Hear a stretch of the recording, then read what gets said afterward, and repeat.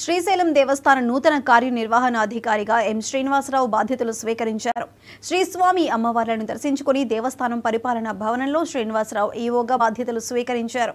నూతన ఈవోకు ఆలయ అర్చకులు ఆశీర్వచనం చేశారు. శ్రీశైలం వచ్చే భక్తులకు అవసరమైన వసతి ఇబ్బంది లేకుండా దర్శనం, నాణ్యత కలిగిన అన్నప్రసాదాలపై ప్రత్యేక శ్రద్ధ పెడతామని నూతన ఈవో చెప్పారు. శ్రీశైల దేవస్థానాన్ని తిరుమల తరహాలో అభివృద్ధి చేయడానికి CM Chandrababu, deputy CM Pawan, దేవాదాయ శాఖ మంత్రి ఆనం రామనారాయణ రెడ్డి, శ్రీశైలం ఎమ్మెల్యే బుడ్డా రాజశేఖర్ రెడ్డి, ఎంపీ శబరి ప్రత్యేక దృష్టి పెట్టారు. దేవస్థానం సిబ్బంది సహకారంతో మరింత అభివృద్ధికి కృషి చేస్తారని నూతన ఈవో శ్రీనివాసరావు చెప్పారు. అదేవిధంగా గౌరవ ముఖ్యమంత్రి వర్యులు ఈ క్షేత్రాన్ని ఒక పక్క మౌలిక సదుపాయాల కల్పనలో కానివ్వండి, అదేవిధంగా దేశవ్యాప్తంగా ఉన్నటువంటి యాత్రికులని ఇంకా ఎక్కువగా ఆకర్షించేటమని, అదేవిధంగా శ్రీశైలాన్ని పర్యాటక కేంద్రం అంటే పర్యాటకంలో కూడా టెంపుల్ పర్యాటకంగా తయారు చేసి ఇటీవలనే సీప్లేన్ అయినటువంటి వినూత్నమైనటువంటి ఆలోచనతో మరి అటు అమ్మవారు దేవస్థానం విజయవాడ నుండి ఇక్కడికి ఏర్పాటు చేయడం,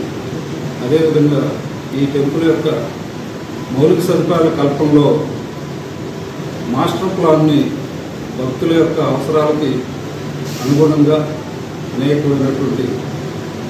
ఆలోచనలు గౌరవ ముఖ్యమంత్రి వర్యులు నాకు ఈ అవకాశం కల్పించడం, అదేవిధంగా గౌరవ ముఖ్యమంత్రి వర్యులు ఈ క్షేత్రాన్ని ఒక పక్క మౌలిక సదుపాయాల కల్పనలో కానివ్వండి, అదేవిధంగా దేశవ్యాప్తంగా ఉన్నటువంటి యాత్రికులని ఇంకా ఎక్కువగా ఆకర్షించేటమని, అదేవిధంగా శ్రీశైలాన్ని పర్యాటక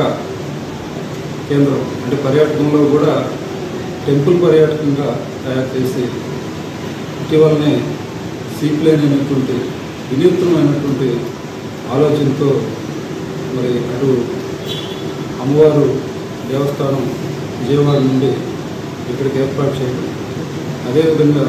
ఈ టెంపుల్ యొక్క మౌలిక సదుపాయాల కల్పనలో మాస్టర్ ప్లాన్ని భక్తుల యొక్క అవసరాలకి అనుగుణంగా అనేకమైనటువంటి